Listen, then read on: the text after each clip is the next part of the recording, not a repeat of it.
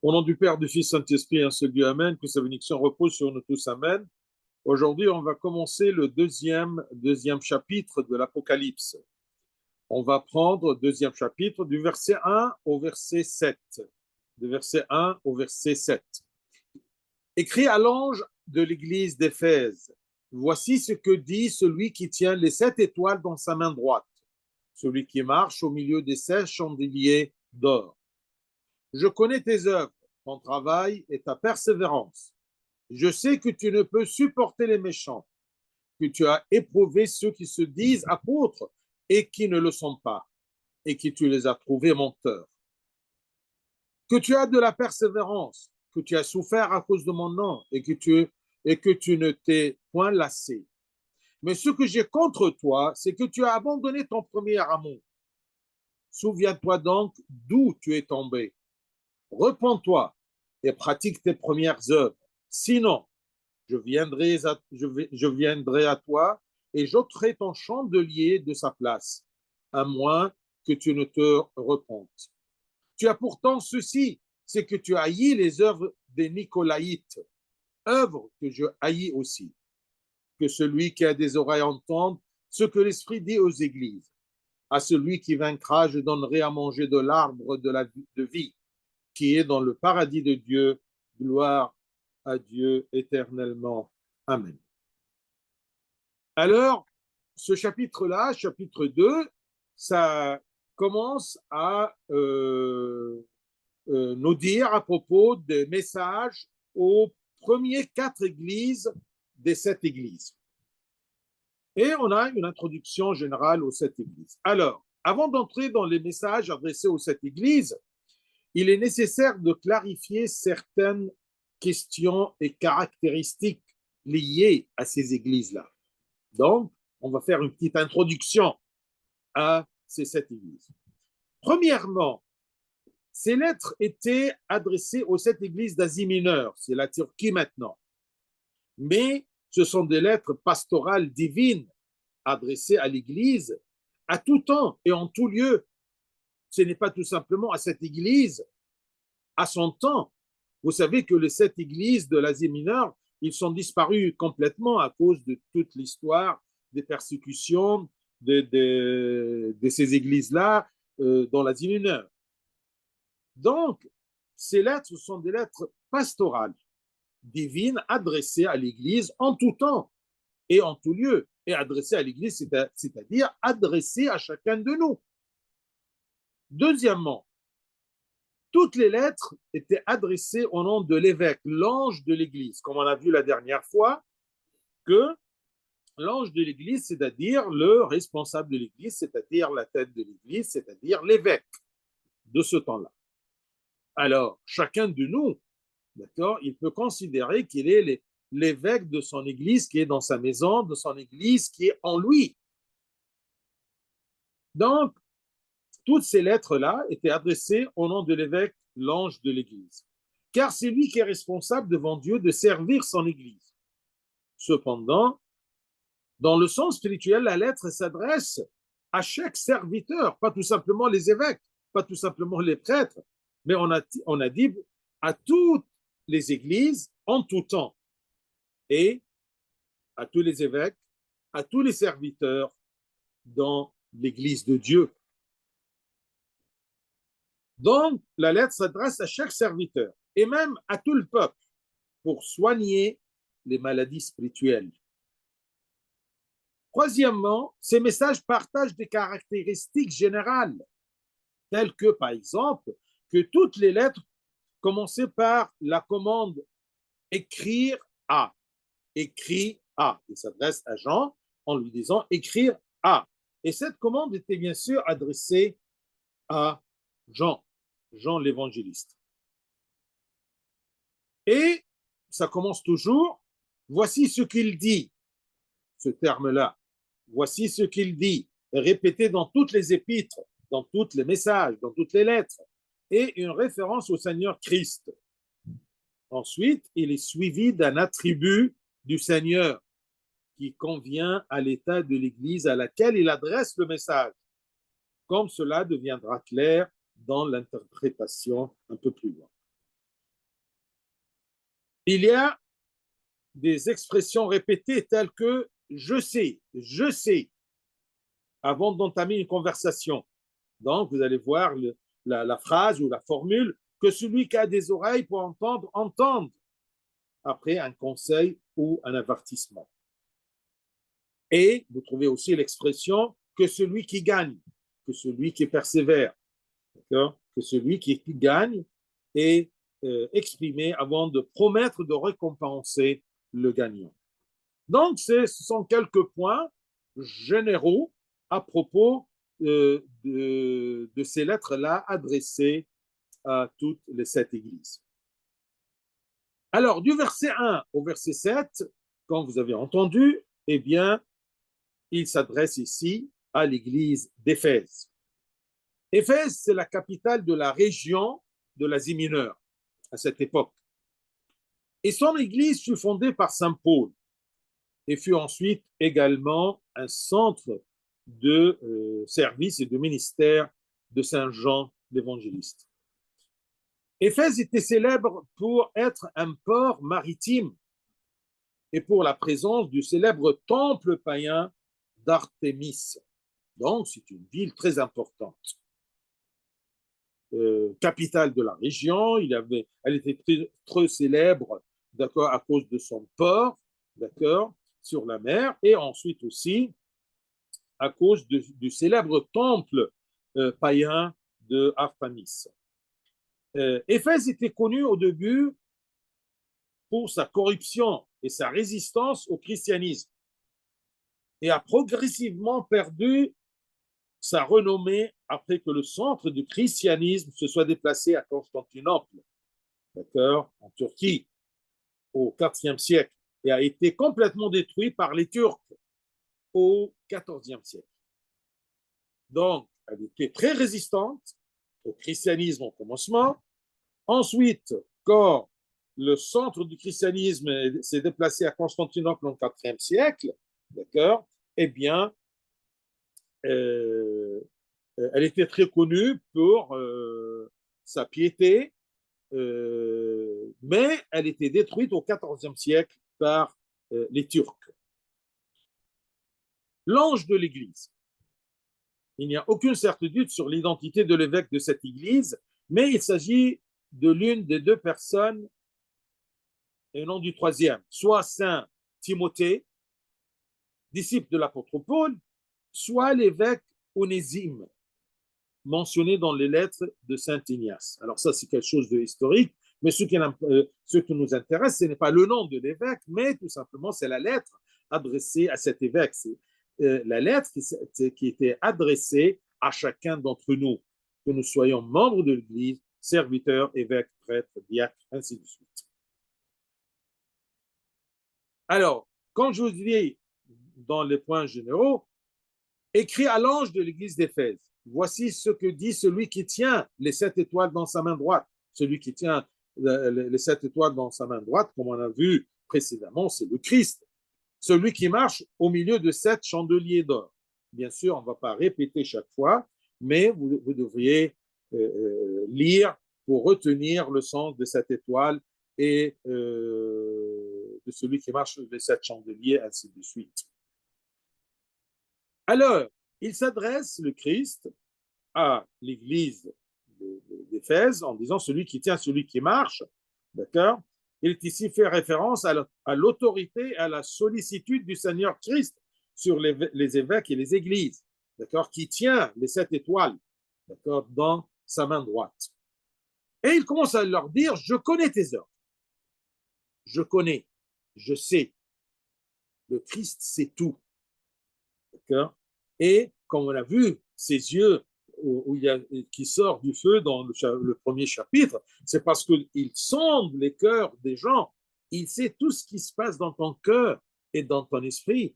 Et c'est tout ce qui se passe dans la conscience des gens, d'accord? Et les intentions des gens. Il sait tout. Je connais tes œuvres et ton travail. Le Seigneur Christ commence par se présenter avec le titre de le connaisseur. Il est le connaisseur de tout. Je connais. N'oublie pas ça, d'accord? Que Dieu, le Christ, sait tout. Donc, il est le connaisseur, c'est-à-dire l'examinateur et le connaisseur de tout. Je sais, je connais tes œuvres et ton travail. C'est un titre dont nous devons toujours nous souvenir, le rappeler, se rappeler toujours de ce titre-là, qu'il est le connaisseur, il sait tout, il connaît tout. Et ça nous rappelle le juste jugement si nous le négligeons, puisqu'il connaît tout et il a l'autorité sur le peuple et sur son Église. Et ceci aussi nous donne l'espoir que chaque effort et chaque lutte offerte pour Dieu ne seront pas oubliés devant lui. Il sait tout, les points positifs et les points négatifs. Il sait tout ton effort. Il t'encourage et il te soutient. Il sait tout. Il sait ta faiblesse, il sait ta force, il sait ta grâce. Il sait tout. Donc, tu es un livre ouvert devant le Seigneur. Et ça nous rassure que nous ne sommes pas suivis, mais nous sommes observés par Dieu, d'accord, qui nous garde. Il a toujours ses yeux sur nous du commencement de l'année jusqu'à la fin. Toute notre vie, nous sommes gardés par le Christ. Et c'est pour cela que nous avons toujours l'œuvre d'autruche, d'accord, devant l'autel, parce que un des symboles de cette œuf-là, c'est la protection de Dieu, parce que la femelle d'autruche, eh bien, désolé de vous dire ça, mais elle n'a pas de mémoire. Alors, le moment qu'elle pond ses œufs, elle les regarde toujours si elle se déplace. Parce que si elle se déplace sans regarder les œufs, elle peut oublier où elle les a mis. Donc, bien sûr, ce symbole-là, non pas le manque de mémoire du Christ, mais c'est que le Christ nous regarde toujours. D'accord? Il a toujours ses yeux sur nous pour nous protéger, comme la femelle de l'autruche. Et bien sûr, en plus, vous savez que l'œuf, en général, c'est le symbole de la résurrection. Alors, ça, c'est l'œuf, la résurrection, d'accord? Et pourquoi d'autruche? Parce que, comme je vous ai dit, la femelle d'autruche, elle observe toujours ses œufs. Donc, ça, c'est un genre de protection continuelle. Je connais tes œuvres, ton travail, ton effort et ta persévérance. Un témoignage du Christ sur la lutte et l'effort et la patience et l'endurance de son serviteur et de cette Église-là. Je sais que tu ne peux, je sais, je connais, d'accord, soulignez ça, hein? Je sais, je connais. Alors, quand le Christ s'adresse à chacun de nous, d'accord, il nous dit, je connais, je sais que tu ne peux supporter les méchants. C'est un autre éloge du Christ à cet évêque dont l'âme ne peut supporter de faire de compromis, d'accepter ou d'être d'accord avec les méchants dans leur méchanceté. Alors ça, c'est quelque chose de très important, d'accord, d'être un chrétien, d'accord, entraîné spirituellement, d'accord, pour le bien et le vrai et la vérité. Donc, il ne peut pas supporter ce qui est faux, ce qui est contre le Christ, ce qui est contre la parole de Dieu, ce qui est contre les valeurs de notre foi. Je sais que tu ne peux supporter les méchants, que tu as éprouvé ceux qui se disent apôtres. Tu as éprouvé, c'est-à-dire tu as examiné leur affirmation, leur prédication et leurs fausses déclarations, selon lesquelles ils sont chrétiens. Est-ce qu'ils sont vraiment des chrétiens, oui ou non? Est-ce qu'ils sont des bons chrétiens ou non? Est-ce qu'ils portent et ils transmettent une bonne foi chrétienne ou non? Et tu as découvert que ce sont des juifs infiltrés dont le seul but est de détruire la foi chrétienne. Je sais que tu ne peux supporter les méchants, que tu as éprouvé. Éprouver, c'est quelque chose de très important. C'est examiner chaque pensée qui vient devant vous. N'acceptez pas n'importe quoi, n'ouvrez pas les médias, d'accord, ici c'est un prêtre, vous ne savez pas d'où il est, d'accord, mais parce qu'il il est habillé comme prêtre, vous le suivez. Ah non, attention. Il y a même des sites où il y a la croix, où c'est écrit, je ne sais pas quelle église copte orthodoxe, mais écoutez, vous devrez toujours, d'accord, eh bien, éprouver, examiner. Et vous ne pouvez examiner que si vous avez une référence. Vous ne pouvez pas examiner que si, d'accord, vous avez une base. D'accord, vous connaissez votre foi, vous connaissez vous avez des références de conformité. Et comme ça, vous pouvez éprouver, vous pouvez examiner en comparant ce que vous connaissez, d'accord, de votre mère l'Église, d'accord, et ce que vous entendez, ce que vous rencontrez comme personne ou comme idée. Donc, l'ange de l'Église d'Éphèse est loué pour son service et ses efforts, sa patience dans les épreuves, son rejet des paroles des méchants et son souci d'examiner les faux enseignants pour exposer leurs faux enseignements. Je sais que tu ne peux supporter les méchants, que tu as éprouvé ceux qui se disent apôtres. Il y a des gens qui se disent apôtres, d'accord, qui se disent serviteurs, qui se disent orthodoxes, d'accord, et qui ne le sont pas. Et que tu les as trouvés menteurs. Et comment tu les as trouvés menteurs? En les éprouvant, d'accord, en fouillant dans leur foi, mais vous ne pouvez pas le faire que si vous avez des références, d'accord, si vous avez la vérité et la bonne connaissance de la foi. Verset 3, que tu as de la persévérance, je connais, je sais, que tu as la persévérance, que tu as souffert à cause de mon nom et que tu ne t'es point lassé. Il continue à louer l'évêque et par l'évêque, bien sûr, toute l'église d'Éphèse. Alors, il continue à louer l'évêque dans le verset précédent et ajoute une nouvelle qualité qui est qu'il ne s'est pas lassé. C'est bien de commencer. Est-ce qu'on continue? C'est pour cela que parfois, j'aime bien que vous acquirez des bonnes habitudes de prière, de lecture, d'accord, de chercher la parole de Dieu, de chercher de comprendre à quoi vous croyez, de chercher la bonne foi, d'accord, sans se lasser. Parfois, on commence, on s'arrête. Donc, il, euh, il loue, d'accord, cet évêque, cette église, cette personne qui ne se lasse pas. Et ne pas se lasser est une qualité de persévérance dans le service et dans la vie spirituelle et dans l'évolution spirituelle. C'est bien de commencer, mais c'est très important de continuer. Et aussi, il le flatte parce qu'il ne connaît ni ne reconnaît la frustration et le désespoir. D'accord? Il lui dit que à cause de mon nom et que tu n'étais point lassé. D'accord? Cet évêque et entre guillemets cette église et entre guillemets cette personne qui lutte, qui refuse, d'accord, d'accepter la fausse foi, eh bien, est distingué par son travail acharné au service et sa patience dans les moments difficiles. Ne vous plaignez pas des nombreuses responsabilités ou du harcèlement des autres. Vos efforts, très précieux aux yeux de Dieu, vos efforts, chaque lutte, chaque persévérance, eh bien, sont très précieux aux yeux de Dieu. Il vous récompensera pour eux.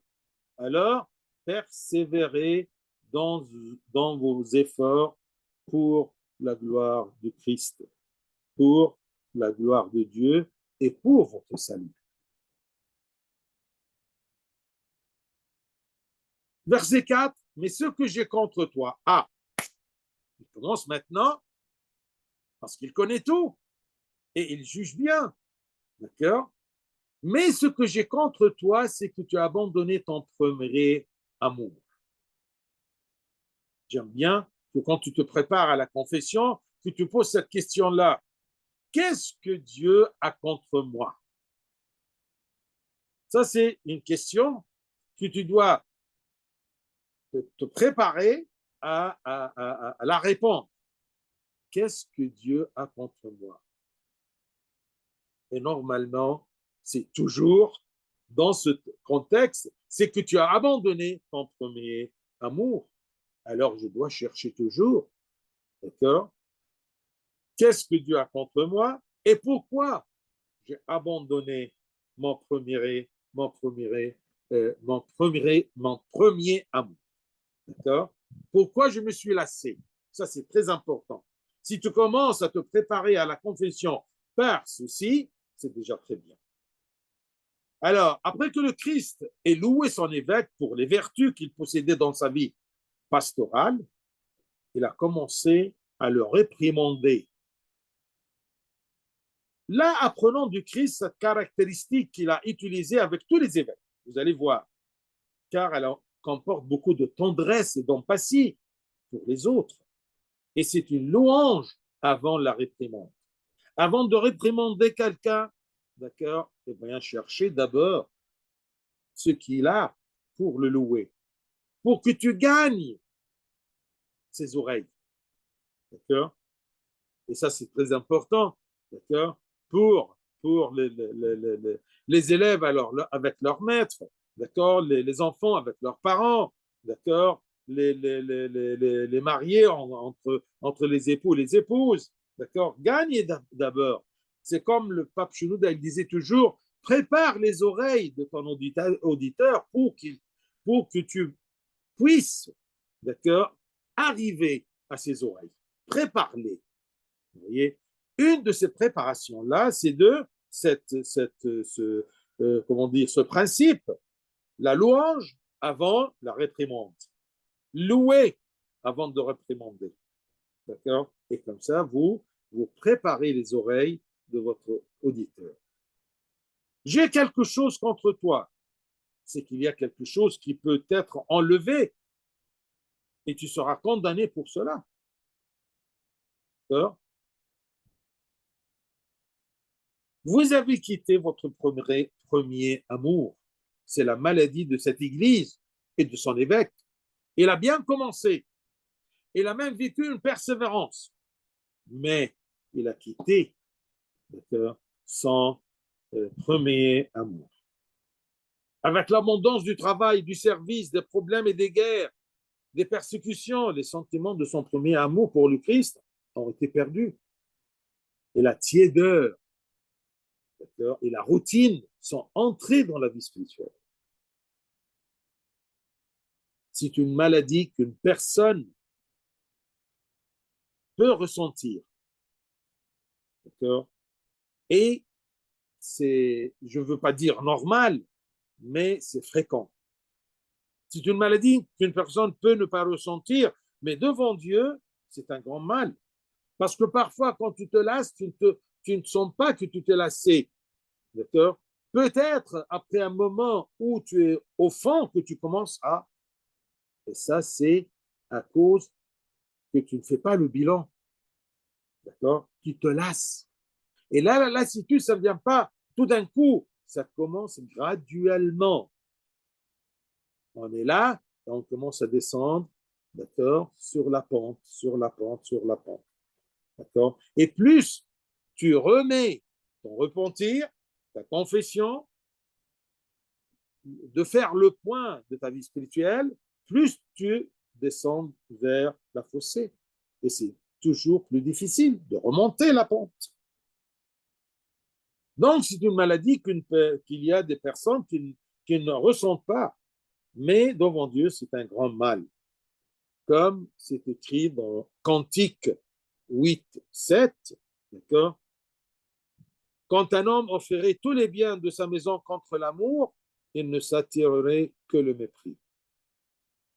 Si un homme offre tous les biens de sa maison, d'accord, mais il n'a pas l'amour, s'il agit, mais il n'a pas l'amour vers Dieu, eh bien, il ne s'attirerait que le mépris. C'est Cantique 8, 7. Verset 5. Dans verset 4, ça c'est comment dire, la précision de la maladie. C'est que tu as abandonné ton premier amour. Alors, quel est le remède? Verset 5. Souviens-toi donc d'où tu es tombé. Repens-toi et pratique tes premières œuvres. Jésus-Christ entre directement dans le traitement. Souviens-toi donc. Il n'y a pas de temps à perdre. Souviens-toi d'où tu es tombé et repens-toi. Reviens à toi-même. Tiens-toi responsable et cherche les raisons du début de cette chute dans ton amour pour le Christ. Cherche le commencement. Et pour chercher, tu as besoin du calme, tu as besoin de prière. D'accord? Comment tu vas chercher? Tu te mets dans la situation du fils prodigue. Il est retourné à lui-même. Et pour se retourner à lui-même, on a besoin de calme, de prière. D'accord? Tu commences à prier. Et en priant, eh bien, l'Esprit de Dieu et la force de la prière, d'accord, te dévoile devant tes yeux, d'accord, d'où tu es tombé. Et quand vous réalisez ces raisons, vous pouvez offrir une véritable repentance. Comment veux-tu te repentir si tu ne sais pas d'où tu es tombé? Quelle est la raison de la chute? Et c'est pour cela qu'on dit toujours le repentir, ce n'est pas d'arrêter un péché, mais de chercher d'où ce péché-là rentre dans ma vie, dans ma pensée, dans mon cœur. Quelle est la raison de ce péché-là? C'est comme exactement le traitement, je traite pas le symptôme, d'accord? J'ai de la fièvre, je prends de l'aspirine. Mais tu dois chercher la cause de la fièvre, d'accord? Pour déraciner le péché, déraciner, d'accord, cet éloignement, cette lassitude-là. Je déracine ceci en cherchant d'où je suis tombé. Donc, quand vous réalisez ces raisons, vous pouvez offrir une véritable repentance pour éviter ce qui vous a fait tomber dans cette maladie. Et le Seigneur Christ nous enseigne dans la parabole du Fils prodigue que le repentir et le retour commence par la responsabilisation de l'âme. J'ai péché. Il est revenu à lui-même, comme c'est écrit Luc 15. D'accord? Et c'est ce que l'Église nous enseigne également, de responsabilisation de l'âme, de moi-même. D'accord? Donc, passer quelques minutes assis avec Dieu à travers la prière. Commence par la prière.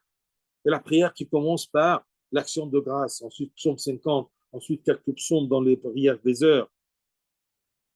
Et avec vous-même, avant de rencontrer votre confesseur, afin que votre repentir soit saint. Passez ces quelques minutes-là. N'allez pas vous confesser sans cette préparation-là. Et c'est pour cela, quand je veux me confesser, oui, mais est-ce que tu t'es préparé? Si tu vas sans préparation, eh bien, tu es devant ton confesseur et tu ne sais rien dire parce que tu es perdu. Tu n'as pas précisé d'où tu es tombé. Donc, il leur dit, et pratique tes premières œuvres. Souviens-toi donc d'où tu es tombé, repens-toi et pratique tes premières œuvres. Revenez à ce que vous faisiez avec amour auparavant. Et peut-être, ce qui est ici visé sont les œuvres de l'isolation, comme la prière fervente qui enflamme le cœur de l'amour de Dieu. Peut-être, d'où tu es tombé, c'est que tu as quitté tes exercices et tes pratiques spirituelles, la prière, la lecture, d'accord, la connaissance et la recherche de la foi, d'accord, de lire à propos de ta foi. À quoi tu crois? J'aime bien que tu te poses cette question toujours, d'accord? Et tout ce qu'on fait ici, le but de nos études bibliques, c'est de savoir à quoi nous croyons et comment nous pratiquons cette croyance et comment vivre en Christ pour plaire au Christ. Sinon, vous voyez ce verset 5, il y a le remède, d'accord? La partie, l'introduction, la préparation, le repentir et la pratique. Sinon, sinon je viendrai à toi et j'ôterai ton chandelier de sa place, à moins que tu ne te repentes. Je viendrai bientôt à toi. Il ne s'agit pas de la seconde venue où il va juger le monde, mais plutôt de l'avertissement d'une punition terrestre, d'un secouement. Je n'aime pas dire une punition terrestre, mais un secouement pour ceux qui ne se repentent pas ou ne répondent pas à l'avertissement. Je viendrai, sinon je viendrai à toi, c'est-à-dire je te donnerai un avertissement, d'accord, pour te réveiller, parce que tu t'es endormi dans la lassitude. Et Dieu, qui t'aime, il ne peut pas te laisser dans cette situation-là. Alors il viendra, c'est-à-dire il va tirer tes oreilles. Et il est très juste, il est très bon dans sa venue, dans son avertissement. N'ayez pas peur, parce que c'est un Père, notre Père qui est aux cieux. Donc, il ne s'agit pas de la seconde venue, la seconde venue du Christ, mais plutôt de l'avertissement, d'accord, par un secouement, par tirer les oreilles. Dieu, dans son amour et sa compassion pour sa création, est également juste et disciplinaire. Ne crois pas tout simplement que Dieu est bon, le bon Dieu. Oui, il est bon Dieu. Il est bon, mais il est juste. Il aime ton salut. Il a fait tout pour ton salut. Alors, il ne te laissera pas gaspiller, d'accord, pour rien, ton salut et ton héritage céleste. C'est par amour de Dieu, d'accord, qu'il viendra et qu'il ôtera ton chandelier de sa place, à moins que tu ne te repentes. Donc, Dieu est également juste et disciplinaire envers ceux qui se repentent. D'accord? Pardon, disciplinaire envers ceux qui ne se repentent pas. C'est pourquoi il leur permet parfois une punition terrestre. Soyons sincères, d'accord, et francs. Parfois une punition terrestre si cela leur est bénéfique. Et Dieu, parfois, il laisse les gens dans leur lassitude, parce que parfois par sa pression, je ne connais pas comment Dieu pense, mais je connais sa justice et son amour, mais parfois autour de vous, vous trouvez des gens qui sont laissés dans leur lassitude, mais attention, ne sont pas laissés dès le commencement. Sûrement, ils ont eu des avertissements, mais l'endurcissement de leur cœur. Et c'est ça le sens que Dieu les a révélés, d'accord, à leur endurcissement de cœur. Il les a laissés. Non pas par méchanceté de sa part ou par ignorance de sa part, mais par endurcissement de leur part, de leur refus continuel. J'ôterai ton chandelier, c'est-à-dire ta position d'évêque ou de serviteur ou de chrétien, je vais te refuser, puisque tu dois être une lumière pour ton peuple. Alors, eh bien, je changerai, puisque tu n'as pas utilisé ce chandelier, tu n'as pas pratiqué ta position et ton rôle comme chandelier, d'accord, lumière du monde, eh bien, je vais ôter ton chandelier, à moins que tu ne te repentes. Le mot chandelier signifie également église, comme on a vu précédemment, parce que l'église est un chandelier au milieu du monde, d'accord? L'église est la lumière du monde. Nous, l'église, nous, les fidèles, nous sommes enfants de Dieu, lumière du monde, un chandelier. Donc, si l'église ne se repent pas de son péché, comme par exemple de son attention portée aux questions administratives au détriment des questions spirituelles et de l'amour de Dieu, alors son destin sera aussi sa disparition. Je te donne un rôle, tu n'es pas fidèle à ce rôle-là et tu le refuses, d'accord? Eh bien, je viendrai à toi et j'ôterai ton chandelier de sa place. Méfions-nous de ceci. Et il lui donne une solution à son problème, qui est de se repentir rapidement et de revenir à son culte et à ses services d'origine avec intérêt et ferveur. Il lui dit, bien pratique tes premières œuvres. Dieu, il accepte le repentir, à condition que tu retournes. Parce que c'est quoi le repentir? Se retourner au sein de Dieu. Se retourner à pratiquer mes premières œuvres. Et Dieu l'avertit que s'il ne se repent pas, il sera puni et perdra sa position auprès de Dieu. Et son service pourrait lui être retiré. Verset 6 l'Apocalypse, il y a des choses, non pas pour nous effrayer, mais pour nous alerter. D'accord? C'est comme un père qui aime bien son enfant, à un moment, parfois, il doit lui montrer, d'accord, la sévérité, parce qu'il se lasse. C'est un amour parental. D'accord?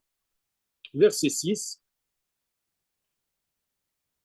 Tu as pourtant ceci, c'est que tu haïs les œuvres de Nicolaïte, œuvres que j'ai haïs aussi. Regardez, d'accord? Dieu qui connaît tout, il l'a loué, ensuite réprimandé, ensuite avertissement, d'accord?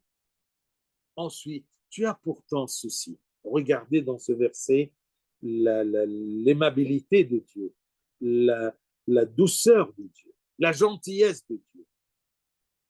Après la sévère réprimande du Seigneur Christ et son traitement décisif envers cette Église et son évêque, il revient pour encourager avant de conclure ses paroles. Tu as pourtant ceci.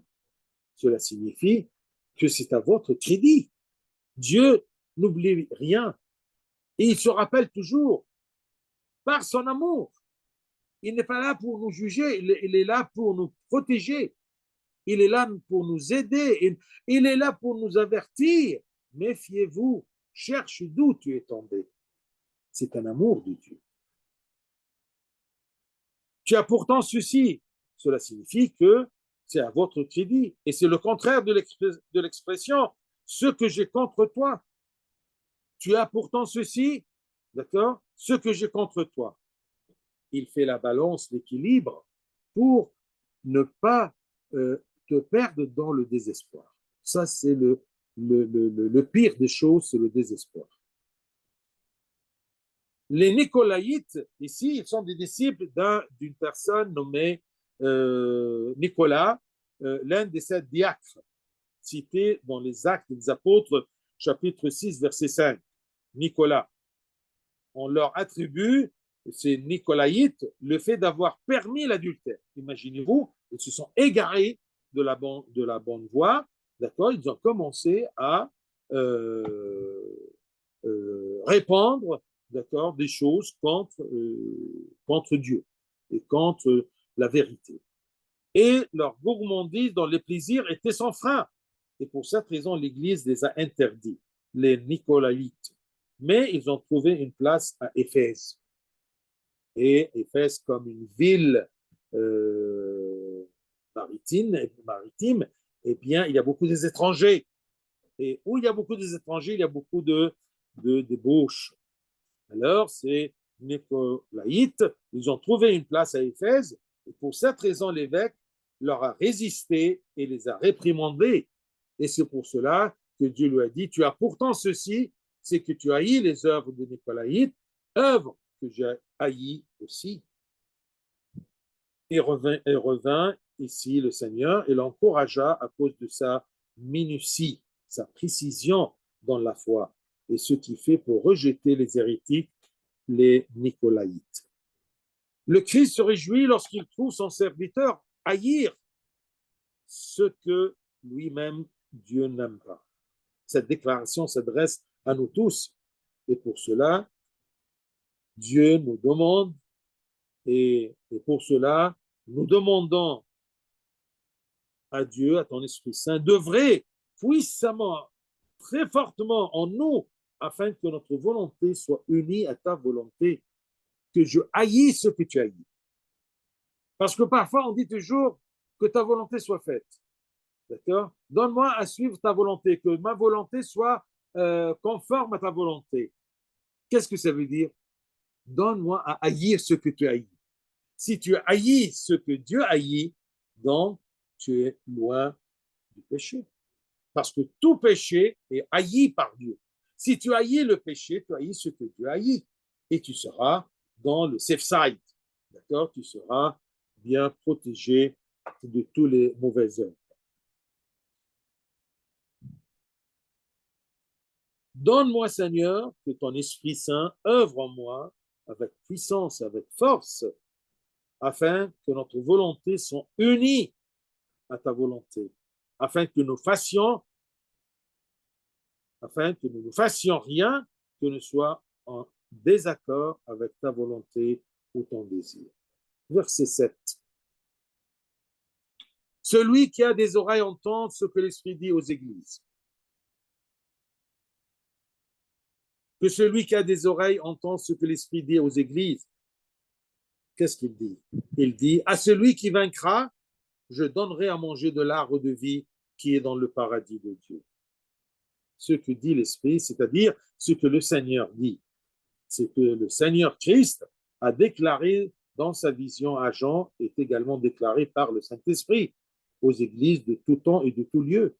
C'est comme si l'Esprit Saint, d'accord, crie chaque jour et chaque minute, d'accord, eh bien, à celui qui vaincra, je donnerai à manger de l'arbre de vie qui est dans le paradis de Dieu. Ce sont des déclarations, comme nous l'avons déjà dit, qui doivent être respectées et mises en œuvre. Qui vaincra?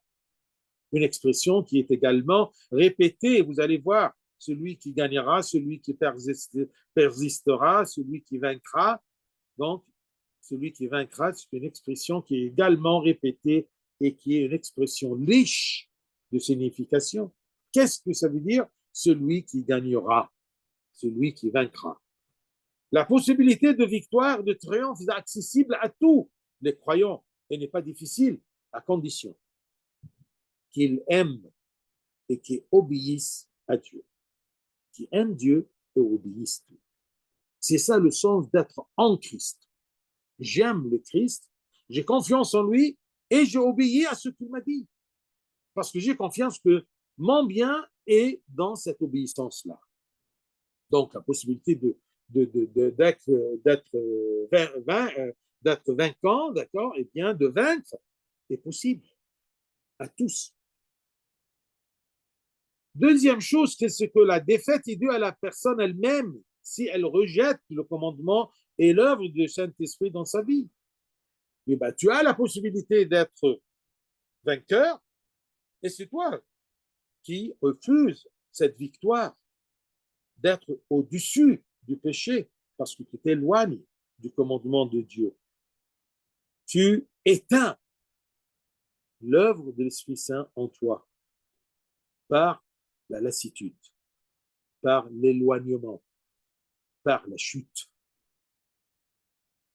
Troisième point, il y a ceux qui peuvent tout perdre, quelle que soit leur position dans l'Église. Le salut n'est pas garanti. Je peux être évêque, mais si j'oublie ou je laisse tomber ma première amour, eh bien, je serai perdu. Le salut n'est pas garanti à une personne tant qu'il ne le protège pas par un repentir constant et une lutte spirituelle. Lutte spirituelle, je lutte, je fais des efforts, comme tout ce qu'il y a dans la vie. Mais tout ce qu'il y a dans la vie est éphémère. Je dois mettre dans mon cœur, d'accord, une priorité. C'est la lutte spirituelle pour ma vie éternelle. Nous sommes créés et Dieu nous donne chaque jour un nouveau jour, un nouvel réveil, tout simplement pour lutter spirituellement, pour se repentir, pour chercher mon salut. C'est ça qui compte.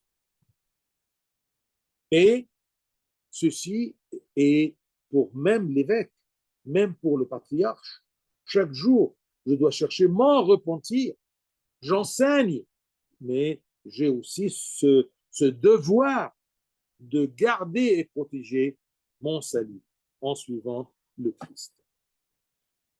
L'arbre de la vie, il me reste quelques minutes, l'arbre de la vie, à celui qui vaincra, je donnerai à manger de l'arbre de vie. L'arbre de vie fait référence au Christ lui-même, comme la récompense la plus précieuse pour les vainqueurs, qui jouiront de sa satisfaction au paradis et de la vie éternelle, de manger de l'arbre de vie qui est dans le paradis de Dieu. L'expression au milieu du paradis fait référence à la présence du Christ parmi tous ses enfants et au fait que sa vision sera accessible à tous. Tous, on va voir le Christ parce qu'il est au milieu de nous, au royaume. Donc, il appelle à obéir à ces paroles qui lui sont adressées et l'encourage avec la récompense qu'il recevra. S'il réprimande, s'il dit, il présente des avertissements, mais ça n'empêche pas que le Christ, d'ailleurs, nous encourage en nous présentant et en nous offrant et en nous, comment dire, il me promet de cette récompense-là, la récompense que nous recevrons, qui est la satisfaction en Christ dans l'éternité. Donc, tout ce qu'on a lu, de 1 à 7, ça, c'est adressé non pas tout simplement à l'évêque de l'église d'Éphèse, de l'Asie mineure, dans le temps, mais à chacun de nous, que ce soit évêque, prêtre, serviteur, fidèle, tous les chrétiens. Alors, tu peux enlever, comme je vous ai dit ailleurs, d'accord, auparavant, que enlève le nom de l'église d'Éphèse, et mets ton prénom. D'accord? Cette lettre-là est adressée à toi et à moi et à chacun de nous. Gloire au Seigneur éternellement. Amen.